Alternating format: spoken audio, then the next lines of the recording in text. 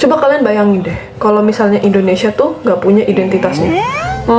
Kira-kira kita bakal jadi kayak gimana ya? Nah, untungnya kita punya identitas yang mempersatukan dari Sabang sampai Merauke. Dan itu adalah Pancasila. Identitas bangsa itu lahir dari kita sendiri, dari bahasa Indonesia yang jadi pemersatu, dan budaya yang beragam. Sampai ke semangat gotong royong yang udah mendarah daging. Jadi, identitas Indonesia itu bukan hasil impor dari budaya luar, tapi hasil dari kita sendiri, yaitu sebagai bangsa negara Indonesia. Pancasila itu sebagai identitas negara kita. Ada 5 sila yang bukan jadi bacaan sehari-hari doang, namun harus kita lakukan juga. Sila yang pertama, kita harus menghargai keyakinan, di mana kita harus hargai agama-agama lain dan tetap taat pada kepercayaan masing-masing. Lalu di sila yang kedua, kita harus berlaku adil, hargai sesamamu, dan saling tolong-menolong. Di sila ketiga, kita harus menjaga persatuan kita sebagai bangsa negara Indonesia. Meski kita berbeda suku, bahasa, dan budaya, kita tetap bersatu sebagai bangsa Indonesia. Karena perbedaan itu seharusnya menyatukan, bukan memecah belah. Lalu di sila keempat adalah musyawarah dengan bijak, di mana musyawarah ini dilakukan untuk mencari jalan tengah, beserta mendengarkan pendapat orang lain dan mengambil keputusan yang bijak.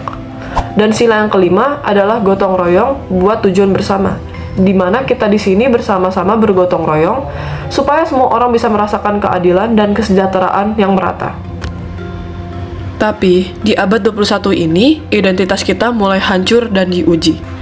Globalisasi bikin budaya asing gampang masuk, dan kadang media sosial bikin orang lupa etika. Dan sikap individualis bikin semangat musyawarah melemah. Inilah tantangan bagi kita semua.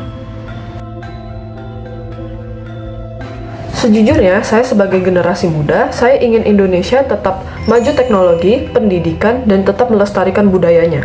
Nah, caranya bagaimana? Sebagai generasi muda, kita dapat belajar berpikir hal kritis dan membuat konten positif di sosial media, serta menjaga etika di medsos.